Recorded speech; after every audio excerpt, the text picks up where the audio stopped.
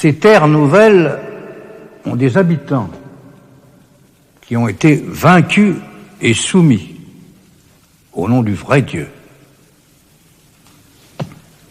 Cependant, depuis une trentaine d'années, des rumeurs se sont répandues en Europe, disant que les indigènes de Mexico et des îles de la Nouvelle-Espagne ont été très injustement maltraités par les conquérants espagnols. Ces rumeurs que les ennemis de l'Espagne, la Hollande, l'Angleterre, la France, peuvent avoir exagéré, sont parvenus à sa sainteté le pape, qui s'en est montré vivement ému, d'autant plus que ces traitements s'exerceraient au nom de notre sainte religion. Aujourd'hui, le Saint-Père m'a envoyé jusqu'à vous avec une mission précise. Décider si ces indigènes sont des êtres humains achevés et véritables, des créatures de Dieu, nos frères dans la descendance d'Adam, ou si, au contraire, comme on l'a soutenu, ils sont des êtres d'une catégorie distincte, voire même les sujets de l'empire du diable. À la fin de notre débat, la décision que je prendrai sera ipso facto confirmée par le Saint-Père et deviendra par conséquent irrévocable. Vous parliez aussi de massacre. Oui. Éminence, c'est par millions qu'ils ont été exterminés. Oui, par millions, comme des bêtes à l'abattoir. Et par quel procédé? Tout est bon. Quelquefois, on les embroche par groupe de 13. On les entoure de paille sèche, on y met le feu. D'autres fois, on leur coupe les mains et on les lâche dans la forêt. En leur disant allez porter les lettres. Ce qui signifie? Allez porter le message. Allez montrer aux autres qui nous sommes. Oui. Et pourquoi par groupe de 13? Pour honorer le Christ et les 12 apôtres. Oui, je vous dis la vérité. Le Seigneur a été honoré par toutes les horreurs humaines. Tout a été imaginé. Quelquefois, on saisit les enfants par les pieds et on leur fracasse le crâne contre des roches. Eh bien, on les met sur le grill, on les noie, on les jette à des chiens affamés qui les dévorent comme des porcs. On fait des paris à qui ouvrira un ventre de femme d'un seul coup de couteau.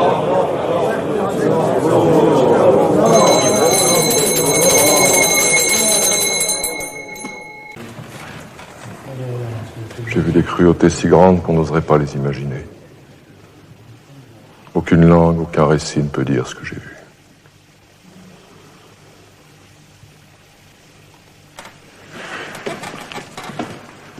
Éminence, les chrétiens ont oublié toute crainte de Dieu. Ils ont oublié qui ils sont. Oui, des millions, je dis bien des millions. À Cholula, au Mexique, et à Tapeaca, c'est toute la population qui fut égorgée. Au cri de Saint-Jacques. Et c'était facile. Parce que ces hommes n'avaient pas d'armes à feu comme les nôtres, ni de chevaux. Savez-vous, Éminence, qu'en certains endroits, les Espagnols se servent du sang de ces hommes pour arroser leurs terres. Les capitaines on emmenait de longs cortèges enchaînés en expédition et de temps en temps, ils disaient aux soldats, coupez un morceau de la cuisse de ce drôle-là et donnez-le aux chiens. Comme s'il s'agissait de quartiers de moutons. Dans certains camps, il y avait des étalages, des boucheries de chair humaine, des cuisses, des poitrines attachées à des poutres. Les Indiens, ils les nourrissaient de chair indienne, ça ne coûtait rien. On a même raconté que les Espagnols en mangeaient. Alors Donc, selon vous, frère Bartholomé, ils sont des créatures de Dieu. Ils sont notre prochain. Ils ont été rachetés par le sang du Christ. Oui, Éminence, tout comme nous. Comme l'a dit Christophe Colomb lui-même, le premier qui les rencontra, je ne peux pas croire qu'il y ait au monde Meilleurs hommes. C'est-à-dire? Ils sont beaux, Éminence, de belle allure. Ils sont pacifiques et doux, comme des brebis, sans convoitise du bien d'autrui. Généreux, dépourvus d'artifice. Ils vous ont toujours fait bon accueil? Toujours. Sans duplicité, sans traîtrise. Avec la plus totale ingénuité. Ils sont incapables de mensonges. Je ne peux pas mieux dire, ils étaient comme l'image du paradis, avant la faute. Est-ce qu'ils vous paraissent intelligents? À coup sûr, ils le sont. De la même intelligence que nous? Ah, sans aucun doute. Jamais la parole du Christ n'a été portée sur ces terres. Ce qui signifie quoi?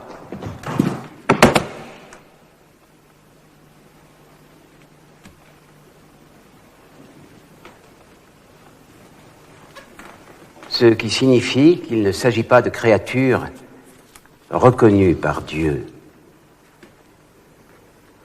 Et je vais le prouver. Eux qui sacrifiaient à leurs idoles des milliers, des dizaines de milliers de victimes. 80 000 pour la seule inauguration du Grand Temple de Mexico. Le chiffre est loin d'être prouvé. Mais c'est le plus barbare, le plus sanglant des peuples. Sodomite, oui.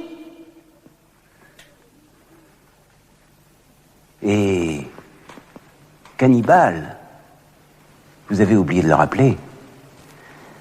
Ils allaient, a-t-on dit, le ventre gonflé de chair humaine. Ils ont tué des Espagnols et ils les ont mangés.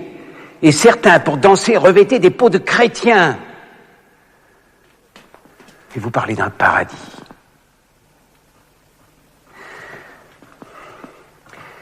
Vous dites qu'ils ne savent pas mentir.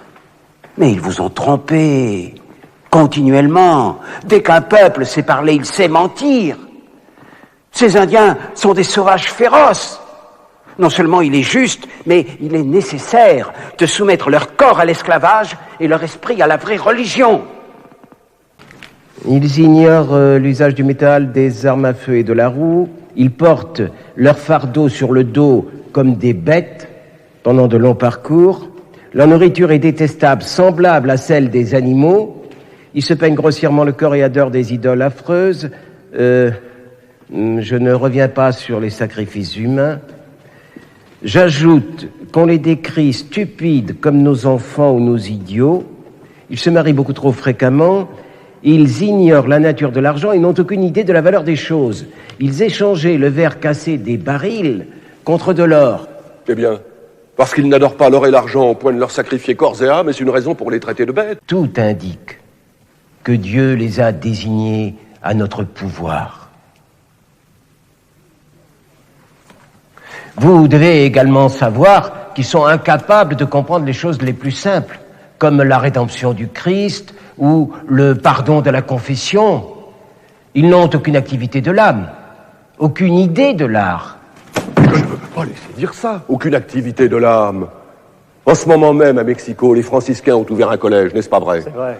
Un collège où les fils des princes aztèques reçoivent notre éducation. Ils ont les mêmes dispositions, les mêmes résultats que les Espagnols, n'est-ce pas vrai? C'est vrai, certains font même des vers latins. Vous avez bien dit les fils de princes. Et leur architecture? Avant que nous détruisions toute leur ville? Cortés lui-même écrivait au roi d'Espagne qu'il n'avait jamais rien vu d'aussi beau sur ces terres. Il disait exactement « Rien de comparable en Espagne, la plus belle chose du monde ». Et que dire de cette phrase? Quelques-uns d'entre nous se demandaient si ce que nous voyions là n'était pas un rêve. Un rêve. Le conquérant qui a besoin de renfort ne voit pas de rides à sa conquête. Et leur système d'irrigation, et leur écriture, et leur arithmétique, et leur habileté au dessin, et leur connaissance du ciel, leur calendrier, qu'on dit plus précis que le nôtre. Comment des barbares sans Dieu ont-ils accompli tant de choses? Et l'organisation de leur société, et leur parc d'animaux sauvages, mais nous n'avons rien de semblable en Europe, absolument rien. C'était leur guerre pour défendre tout ça qui était juste. Ce n'était pas la nôtre. Éminence, je crois que vous n'avez jamais fait le voyage aux Nouvelles-Indes. Non. Je n'ai pas le pied très navigateur. Pour que, cependant, vous puissiez vous faire une idée de leur art, j'ai fait venir de là-bas une de leurs idoles en pierre sculptée. Puis-je vous la montrer? Maintenant? Puisque nous en parlons.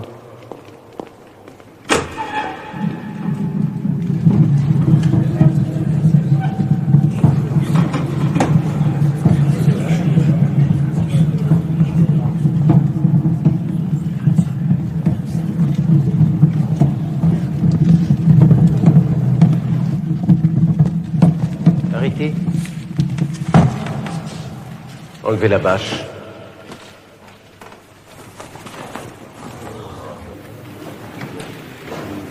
Il s'agit d'un dieu qu'ils appellent le serpent à plumes. Quetzalcoatl. Et ils l'adorent? Oui, dans tous leurs temples. Des temples qui dégagent une affreuse odeur de charnier. Voici les monstres devant lesquels ils se prosternent. Devant lesquels les prêtres, si on peut employer ce mot, ouvraient la poitrine des hommes vivants d'un coup de couteau en pierre et y plongeaient la main pour arracher leur cœur saignant.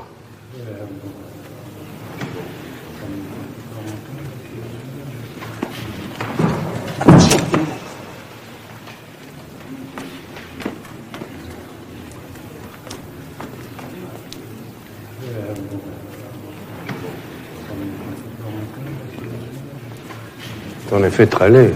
C'est affreux. C'est réellement repoussant.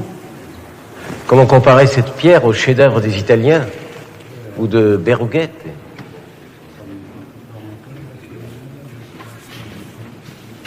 Et ils tiennent ceci pour de la belle sculpture. Éminence, ceci n'est qu'un exemple, un fragment. Il faudrait voir l'ensemble. Ils font aussi des fresques, des tissus, des figurines en terre cuite. Ils façonnent des pierres dures. On ne peut pas comparer ce qui ne se compare pas. Hier, le professeur Sepulveda nous a gratifié d'un joli coup de théâtre. En produisant son serpent à plumes, il a obtenu son effet. Aujourd'hui, c'est à mon tour de vous présenter ma surprise. Je me suis longtemps demandé quel serait le meilleur moyen pour décider en conscience. Et j'ai finalement choisi de faire venir ici, en Espagne, quelques spécimens de cette espèce indienne. Il m'a semblé que, les ayant sous les yeux, nous serions plus à l'aise pour les examiner longuement et voir s'ils sont ou s'ils ne sont pas semblables à nous. Qu'ils entrent maintenant. Éminence, vous avez envoyé une mission là-bas? Oui, ça m'a pris des mois.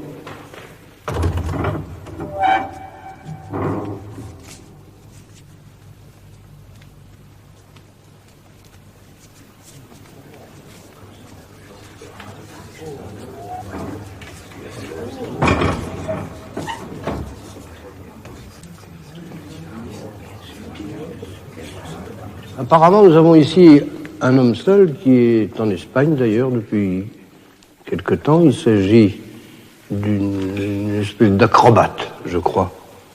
Et puis une famille, le père, la mère, un enfant. Leur nom est trop compliqué, je ne peux pas le lire. D'ailleurs, ça n'a pas d'importance. Ils arrivent de Mexico. Nous allons les examiner sans partialité. Frère Emiliano, qui a appris leur langue, pourra nous servir d'interprète. Pour éviter de perdre du temps, j'ai demandé un rapport à des médecins sur leur constitution physique qui est en tout point semblable à la nôtre, à une différence près. Les hommes n'ont pas de barbe et presque pas de poils sur le corps. Est-ce que cela nous donne une indication? Je me le suis demandé, mais j'ai rien trouvé dans les Écritures qui disent qu'un homme créé par Dieu à son image doit nécessairement posséder une barbe. Si certains désirent les examiner de plus près, libre à eux. Eh bien,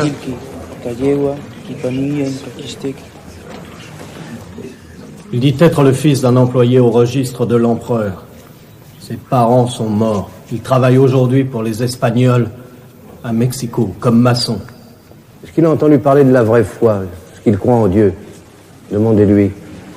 Quish, ankimatel tokitia, toteki odios.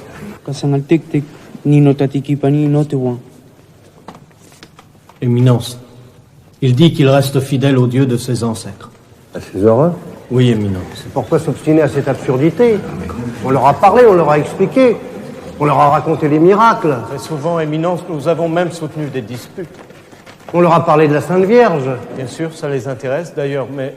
Qu'on apporte une masse de fer, un gros marteau. Allez. Et qu'est-ce qu'ils offrent comme argument? Ils disent, c'est la croyance de nos pères, nous avons toujours vénéré ces dieux-là.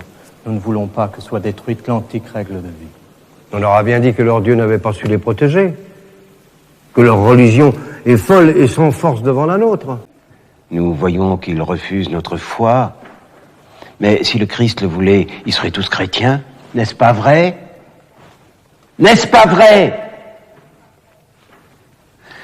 Le fait qu'ils rejettent l'Évangile est bien la preuve de cette méchanceté que je dis. Ils sont placés par naissance hors de l'effet de la grâce divine. Ils ne rejettent pas le Christ. C'est le Christ qui ne veut pas d'eux dans son royaume. Couvrez-les. Vous. Oui, vous. Approchez.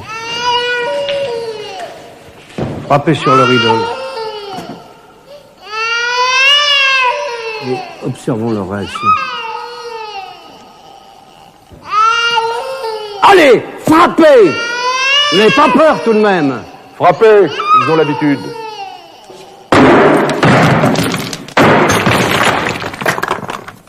Vous avez vu? Il a failli intervenir. Oui, mais sa femme l'a retenu. Qu'est-ce que ça prouve? Ça prouve qu'ils sont capables de penser, de peser le pour et le contre. Ils sont sensibles à la douleur? À la douleur, vous ne voudriez tout de même pas essayer ici, dans un monastère? Oui, ils souffrent. Je puis vous assurer qu'ils souffrent comme nous, ils se plaignent quand on les frappe. Oui, mais la douleur morale. La tristesse de vie. Est-ce qu'ils peuvent être une mélancolie? Mais oui, je vous l'ai dit, et nous leur donnons toutes les raisons d'être tristes. Est-ce qu'ils souffrent d'être loin de leur terre? Est-ce que leur Dieu se manifeste? Est-ce qu'ils ont l'idée d'un châtiment dans l'éternité? Oui, ils ont une sorte d'enfer. Est-ce qu'ils ont un paradis? Oui, ils vivent après la mort et ils ont la notion de l'âme parfaite. Est-ce qu'ils croient au pardon des péchés? Est-ce qu'ils croient à la résurrection de la terre? Ils honorent leur mort? Est-ce qu'ils se souviennent des choses du passé? Est-ce qu'ils croient dans la Sainte Trinité? Est-ce qu'ils ont de l'amour pour leur Dieu? Est-ce qu'ils croient en l'Immaculée Conception? Est-ce qu'ils pratiquent la prière? Est-ce qu'ils croient au purgatoire?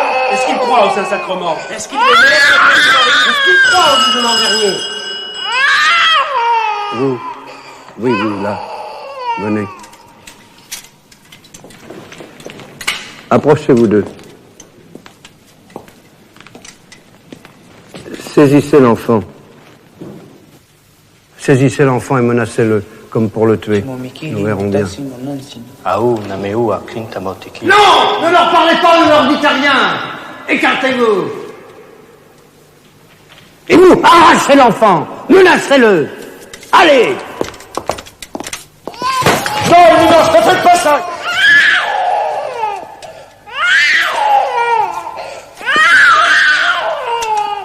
Saisissez l'enfant, je vous dis!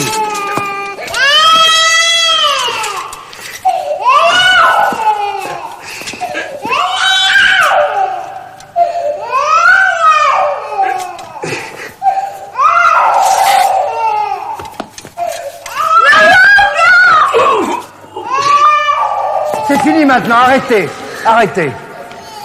Remettez votre flamme au fourreau. Et parlez-leur maintenant, rassurez-les. Dites-leur que c'était une erreur, c'est un jeu, que vous voudrez. Éminence, nous devons arrêter cet examen, c'est un exercice cruel et inutile. Ils ont le même cœur que nous, vous le voyez bien. Je vous ai dit non, ils sont sensibles comme nous. Ils connaissent l'amour et la crainte, les sentiments les plus subtils.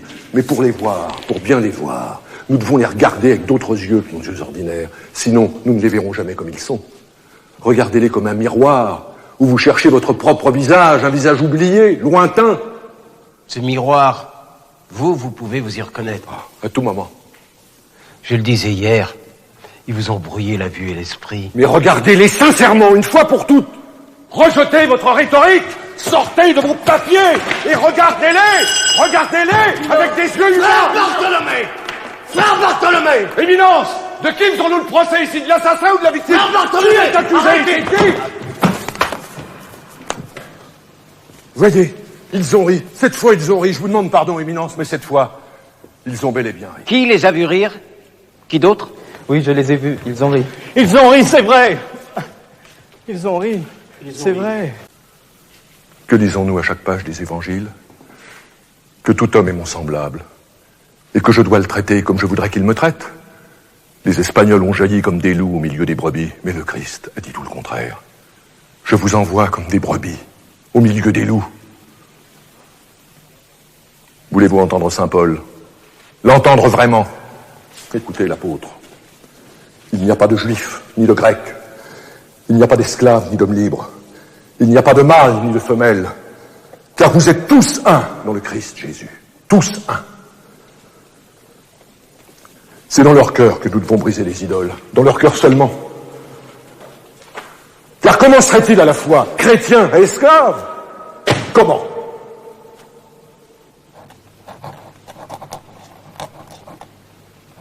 Que proposez-vous, frère Bartholomé? J'ai appris une chose.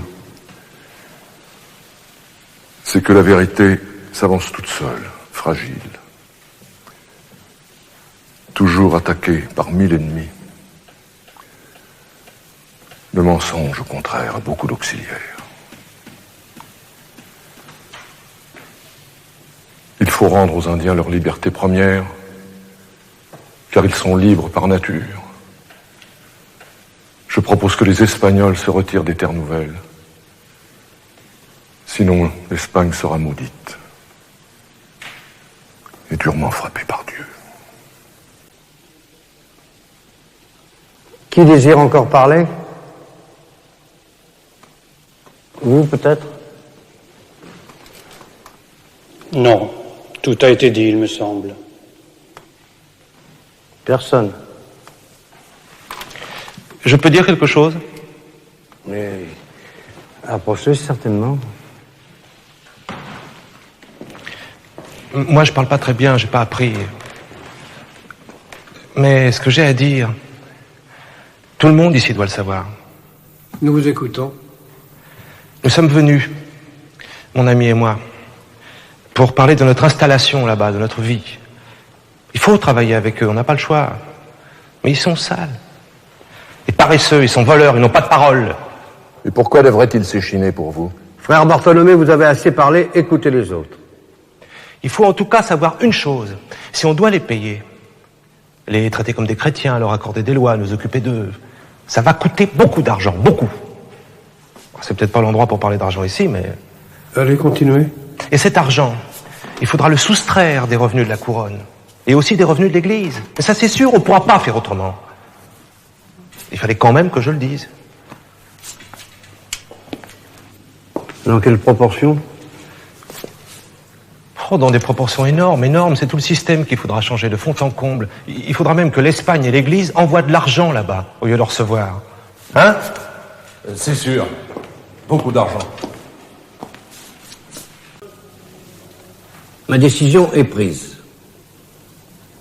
Comme je l'ai dit, elle sera confirmée par sa sainteté et par l'Église tout entière. Les habitants des terres nouvelles, qu'on appelle les Indes, sont bien nés d'Adam et d'Ève comme nous. Ils jouissent comme nous d'un esprit et d'une âme immortelle. Ils ont été rachetés par le sang du Christ. Ils sont par conséquent notre prochain. Ils doivent être traités avec la plus grande humanité et justice, car ils sont des hommes véritables. Cette décision sera rendue publique et proclamée dans toutes les églises de l'Ancien et du Nouveau Monde. Éminence, pardonnez-moi. Bien sûr, je respecte votre choix. Mais avez-vous réellement examiné toute l'importance de ces paroles? Me soupçonnez-vous de légèreté? Non, à coup sûr. Mais vous devez savoir que vous condamnez à la ruine tous les établissements espagnols. Professeur, est-ce que je vous donne un instant l'impression de ne pas avoir réfléchi? Certes, non. Croyez-vous que je n'ai pas mesuré ma charge? Que que je n'ai pas prié pendant des nuits entières. Croyez-vous que je ne me rende pas compte de tout ce que j'engage, qui ne sera plus jamais comme avant? Croyez-vous un instant que Dieu ait pu m'abandonner au moment de choisir parmi ses créatures? Non, Éminence. On commettrait cependant une grande erreur en pensant que l'Église ne tient aucun compte des intérêts légitimes de ses membres. Nous sommes en effet très sensibles au coup porté à la colonisation. Il existe peut-être une solution que je voudrais rappeler.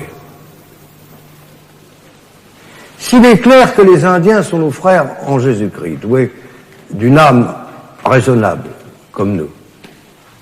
En revanche, il est sûr aussi que les habitants des contrées africaines sont bien plus proches de l'animal. Ces habitants sont noirs, très frustes. Ils ignorent toute forme d'art et d'écriture. Ils n'ont construit que quelques huttes. Toute leur activité est physique, c'est certain. Et depuis l'époque de Rome, ils ont toujours été soumis et domestiqués. Des Africains ont déjà fait la traversée. Oui, Éminence, depuis les premiers temps de la conquête. Ils s'adaptent vite au climat. Ils sont même assez résistants. Qui les expédie? Les Portugais, surtout, les capturent et les vendent. Très cher, d'ailleurs. Je ne peux évidemment que le suggérer, mais pourquoi ne pas les ramasser vous-même en quantité suffisante? Vous auriez assurément une main-d'œuvre robuste et encore moins dispendieuse. Je suppose qu'en Afrique, ça se trouve facilement. Leurs rois eux-mêmes les vendent. L'Église ne s'opposerait pas à ce genre d'expédition? Pourquoi voulez-vous qu'elle s'y oppose? Est-ce que le roi d'Espagne s'y oppose? Éminence, cela risque de devenir très rapidement un grand commerce et de conduire à tous les abus. À des guerres, à des révolutions. À vous entendre, frère Bartholomé, rien ne peut être pire que ce qui déjà se pratique. Vous-même, il me semble, vous avez eu un esclave noir. Pendant peu de temps, et jamais je ne l'ai tenu pour un esclave. Vous étiez satisfait de son service? Très satisfait. N'avez-vous pas dit vous-même, si je me souviens bien, que c'était une très bonne solution et que vous la recommandiez? Je l'ai dit, oui, hélas, dans ma jeunesse et pour épargner les Indiens. Mais, Éminence, j'ai changé, comme nous changeons tous. Aujourd'hui, j'ai honte de mes paroles. Et je dis au contraire... Bon, c'est très bien, c'est très bien. Que les Africains sont des hommes comme les autres, des fils d'Adam, et que ce serait là commettre un péché mortel. On ne va pas recommencer. Nous ne sommes pas ici pour ça. C'est très bien. J'ajouterai un codicile. Il préparera une rédaction. Au nom de sa sainteté, je vous remercie de votre aide. Rendons grâce à Dieu d'avoir été parmi nous jusqu'au dernier moment. In nomine Patris et Filii et Spiritus Sancti. Amen.